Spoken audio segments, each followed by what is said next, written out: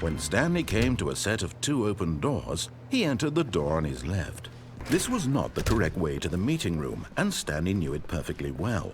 Perhaps he wanted to stop by the employee lounge first, just to admire it. The lounge was grand, majestic, perhaps, but eager to get back to business, Stanley took the first open door on his left. Stanley was so bad at following directions, it's incredible he wasn't fired years ago. Look, Stanley, I think perhaps we've gotten off on the wrong foot here. I'm not your enemy, really, I'm not.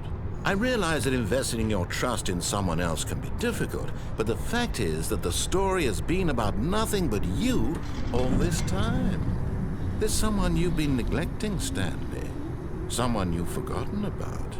Please, stop trying to make every decision by yourself. Now, I'm not asking for me, I'm asking for her. This is it, Stanley.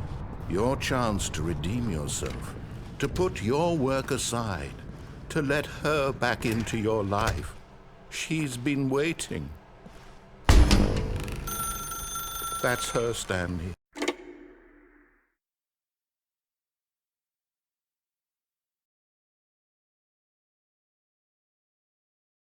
Oh, Stanley, is that you? Hold on, sweetie. Sorry to keep you waiting. I'm just pulling the bread out of the oven. All right. Okay, there we go.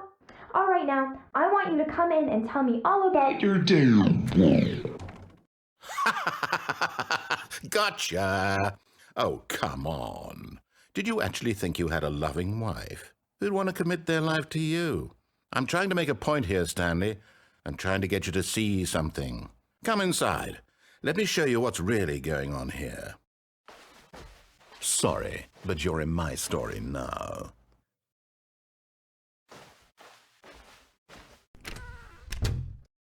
This is a very sad story about the death of a man named Stanley. Stanley is quite a boring fellow. He has a job that demands nothing of him, and every button that he pushes is a reminder of the inconsequential nature of his existence.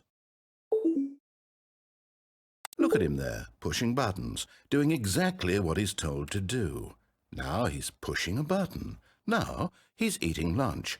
Now he's going home. Now he's coming back to work.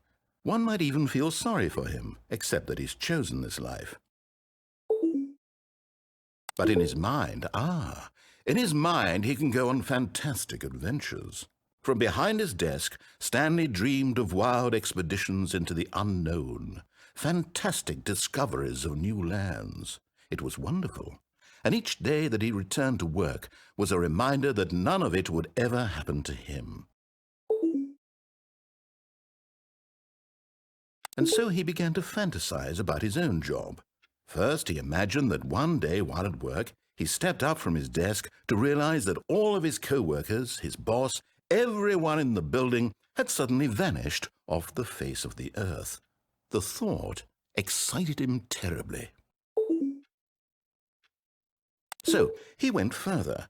He imagined that he came to 2 open doors and that he could go through either. At last, choice. It barely even mattered what lay behind each door. The mere thought that his decisions would mean something was almost too wonderful to behold. As he wandered through this fantasy world, he began to fill it with many possible paths and destinations.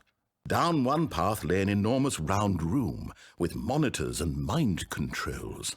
And down another was a yellow line that weaved in many directions. And down another was a game with a baby. And he called it the Stanley Parable. It was such a wonderful fantasy, and so in his head he relived it again, and then again, and again, over and over, wishing beyond hope that it would never end, that he might always feel this free. Surely there's an answer down some new path, mustn't there be? Perhaps if he played just one more time. But there is no answer. How could there possibly be? In reality, all he's doing is pushing the same buttons he always has. Nothing has changed. The longer he spends here, the more invested he gets, the more he forgets which life is the real one. And I'm trying to tell him this, that in this world he can never be anything but an observer, that as long as he remains here, he's slowly killing himself. But he won't listen to me. He won't stop. Here, watch this. Stanley, the next time the screen asks you to push a button, do not do it. You see? Can he just not hear me? How can I tell him in a way that he'll understand that every second he remains here, he's electing to kill himself? How can I get him to see what I see? How can I make him look at himself? I suppose I can't, not in the way I want him to. But I don't make the rules. I simply play to my intended purpose, the same as Stanley. We're not so different, I suppose. I'll try once more to convey all this to him. I'm compelled to. I must. Perhaps, well, maybe this time he'll see. Maybe this time. And I tried again, and Stanley pushed a button. And I tried again, and Stanley pushed a button. And I tried.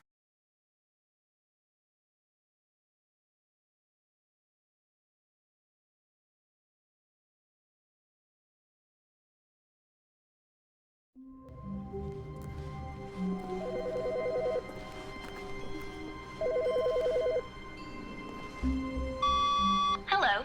This is a recorded message scheduled either by you or a person in your place of work. The purpose of this message is to warn you about the dangers of recorded messages.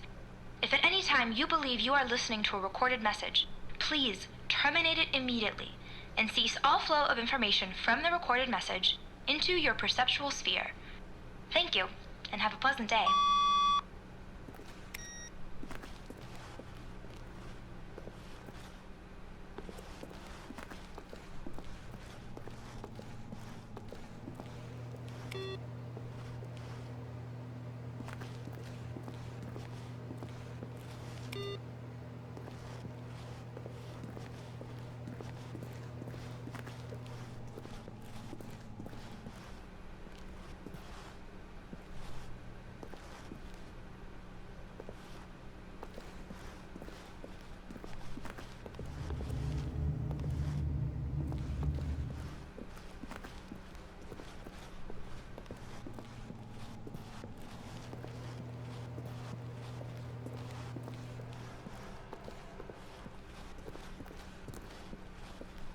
When Stanley came to a set of 2 open doors, he entered the door on his left. This was not the correct way to the meeting room, and Stanley knew it perfectly well. Perhaps he wanted to stop by the employee lounge first, just to admire it. The lounge was sublime, a work of art. What was it about this room that called so deeply and so personally to Stanley? Its grace? Its subtle charm? No. Stanley knew it was something deeper, something darker. But eager to get back to business, Stanley took the first open door on his left. Stanley was so bad at following directions, it's incredible he wasn't fired years ago. Look, Stanley, I think perhaps we've gotten off on the wrong foot here. I'm not your enemy, really, I'm not. I realize that investing your trust in someone else can be difficult, but the fact is that the story... What? Really? I was in the middle of something. Do you have zero consideration for others? Are you that convinced that I want something bad to happen to you? Why, I don't know how to convince you of this, but I really do want to help you, to show you something beautiful. Look, let me prove it. Let me prove that I'm on your side. Give me a chance.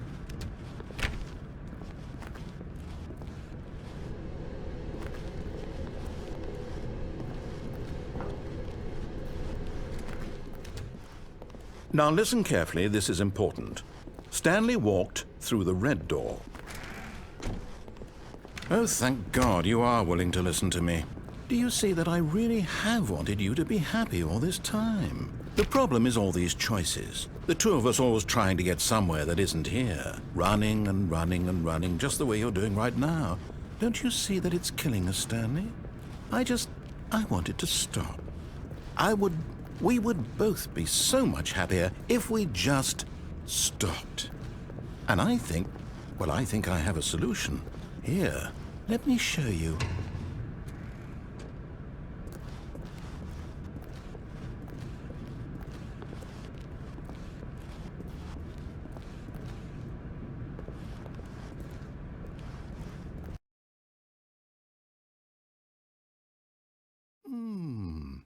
What do we want? What are we looking for? Here. Yes. Oh, it's beautiful, isn't it? If we just stay right here, right in this moment with this place, Stanley, I think I feel happy. I actually feel happy.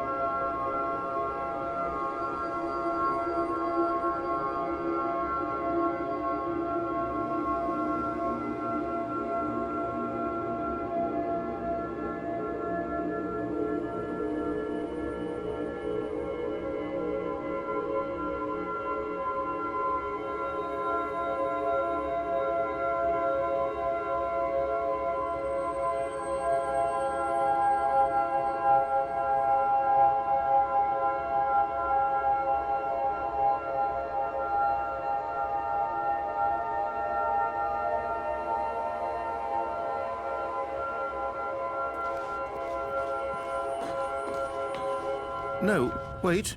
Where are you going? Oh, no.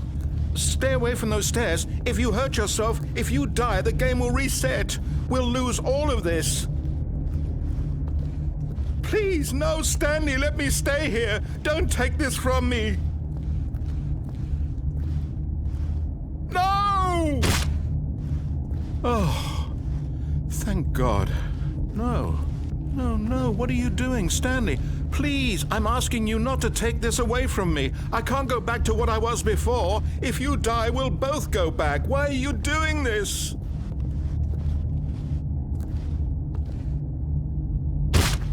Stanley, let's go back to the other room. Can you do that for me?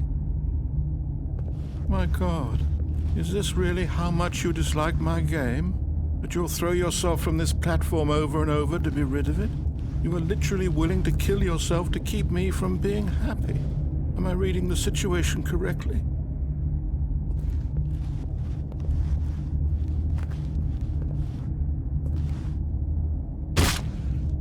Or maybe you're just getting a kick out of it. I don't know anymore. I just wanted us to get along. But I guess that was too much to ask. It looks like you wanted to make a choice after all. Well, this one is yours. Do you actually want to stay alive? Or are you just teasing me?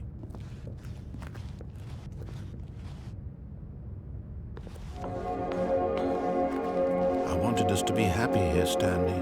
I really did. I wish I still thought that was possible.